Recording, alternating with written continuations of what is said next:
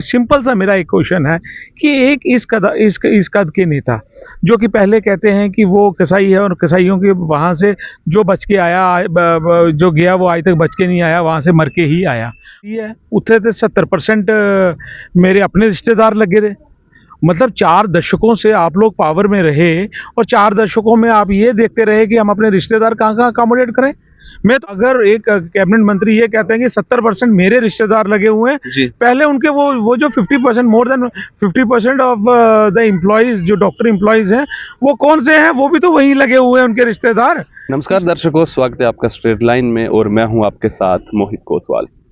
दर्शकों, हाल ही में ही cabinet minister Satish Sharma ji ने एक बयान दिया और उसमें उन्होंने नारायणा हॉस्पिटल के डॉक्टरों को कहा कि वो डॉक्टर नहीं, वो कसाई हैं। उसी के ऊपर बातचीत करने के लिए हमारे साथ एडवोकेट पांडे जी हैं। आइए इनसे जानने की कोशिश करते हैं कि ये इसके बारे में क्या कहते हैं। जी, स्वागत है सर आपका हमारे चैनल में। बहुत बहुत शुक्रिया भाई जी। ऐसा है कि मैं advocate Gurdeep Singh Pandey, president all India Sikh united front secular की तरफ से, देखिए जैसे आपने कहा कि जिस तरीके से पिछले कुछ दिनों से ये इतनी तेज गतिविधि जो है वो चलती आ रही है कि एक इतने ऊंचे कद के नेता जो कि कैबिनेट मिनिस्टर हैं, जिन्होंने ये स्टेटमेंट दिया कि डॉक्टर्स जो हैं वो कसाई हैं और हॉस्पिटल में जो भी गया उस कंसर्न हॉस्पिटल में तो वो जिंदा नहीं आया।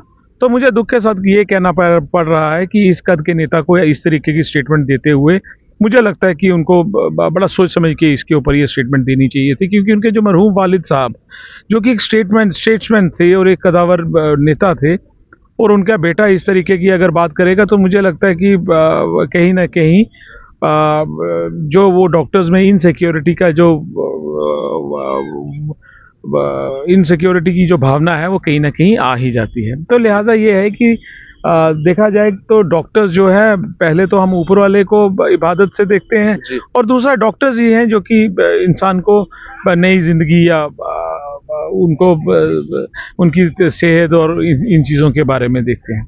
तो इस तरीके की पैटी पॉलिटिक्स, बड़ी छोटी पॉलिटिक्स जो है वो नहीं करनी चाहिए।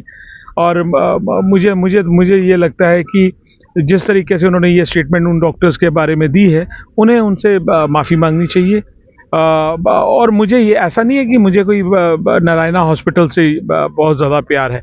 मुझे ये है कि एक डॉक्टर्स जो कि 24/7 जो इमरजेंसी सर्विसेज में आते हैं और उन इमरजेंसी सर्विसेज को लेते हुए हम अगर हमारे पास डॉक्टर्स ना हो तो अब आया दिन ये इतना हाहाकार हो जाए और लोगों की जान माल के साथ कितना खिलवाड़ हो जाए। तो लेकिन सर कल एक प्रेस कॉन्फ्रेंस की गई प्रेस क्लब में और वहाँ पर लगभग 20 से 25 महिलाएं आई हुई थी और उन्होंने वहाँ पर कहा कि हम भी अपने परिजनों को उस हॉस्पिटल में कम देख रेख की वजह से, डॉक्टरों की वजह से हमने अपने परिजनों को वहाँ पर खोया। इसके बारे में क्या कहते हैं आप?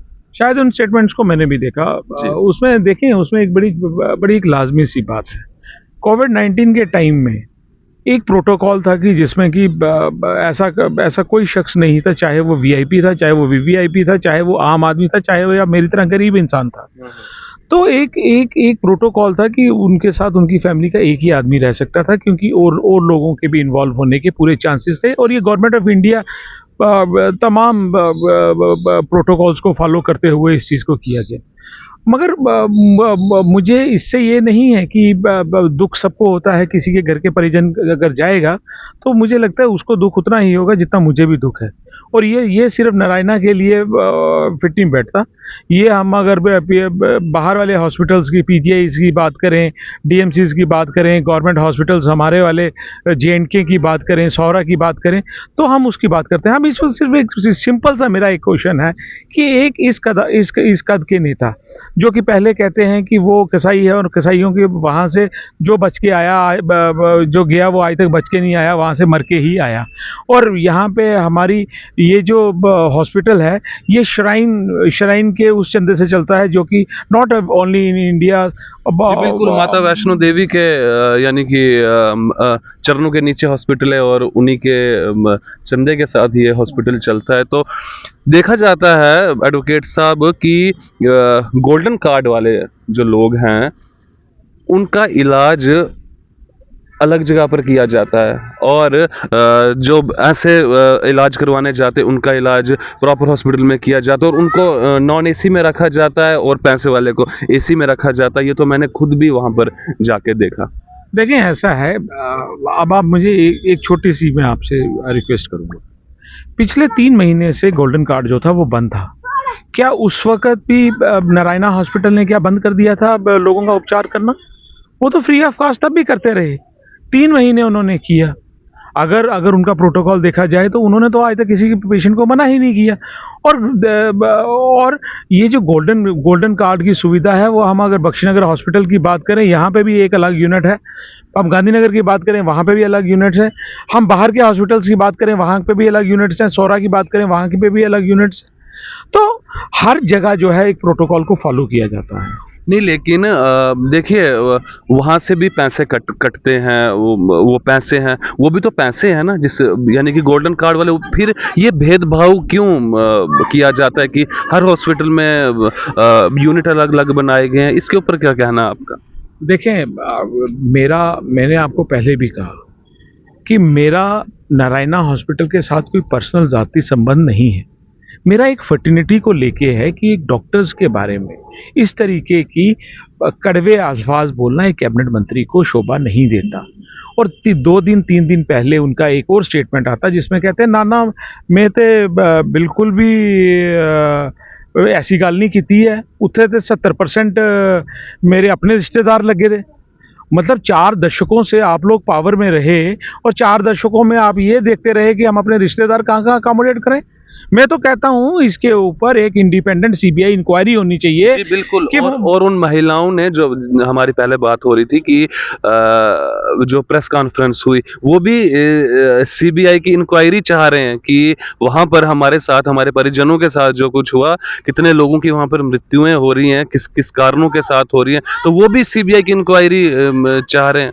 मैं कहता हूं कि वो होनी चाहिए। जी। अगर एक कैबिनेट मंत्री ये कहते हैं कि 70% मेरे रिश्तेदार लगे हुए हैं, जी। पहले उनके वो जो 50%, more than 50% of the employees, जो डॉक्टर एम्प्लॉइज हैं, वो कौन से हैं? वो भी तो वहीं लगे हुए हैं, उनके रिश्तेदार। पिछले 4 दशकों से वो पावर में थे। इसका मतलब वो सिर्फ अपने रिश्तेदारों की अपॉइंटमेंट्स कराते रहे। इससे पहले उनके वालिद साहब ने, मरहूम वालिद साहब, जो कि बहुत बड़े स्टेटमेंट्स थे और एक कदावर नेता थे, ना केवल यहाँ के लिए, हम पूरे इंडिया की बात करें तो तब इनिशिएटिव लेना चाहिए था उस हॉस्पिटल को ठीक करने के लिए। आज हम बात करते हैं कि वहाँ पे कैजुअलिटीज़ ज़्यादा हैं और यहाँ की कैजुअलिटीज़ कम है। वहाँ पे मेरे को कोई किसी की सीबीआई के लिए, मैं एक सीधी सी बात करता हूँ कि भाई सीबीआई इंक्वायरी ये भी करनी चाहिए कि कौन कौन से रिश्तेदार उनके वहाँ पे लगे हुए हैं। जी ठीक है ना। हर जगह जब उनके खिलाफ प्रोटेस्ट किया गया, मेरा प्रोटेस्ट उस दिन तो प्रेस क्लब के बाहर भी खराब करने की कोशिश की। उनके 4-5 गुंडे वहाँ पे भेजे गए और प्रोटेस्ट को डिस्टर्ब करने की कोशिश किया गया। इसका मतलब ये है कि उनके खिलाफ जो बोलेगा तो वो तो बदमाशी। इसका मतलब I am the advocate legal fraternity से हूँ और मुझे तो अपनी जान का खतरा है कि कल को अगर मेरे साथ कुछ भी होता है तो मुझे लगता है कि उसके डायरेक्टली और इनडायरेक्टली जो टारगेट वो है, वो मंत्री साहब के हाथ से होगा।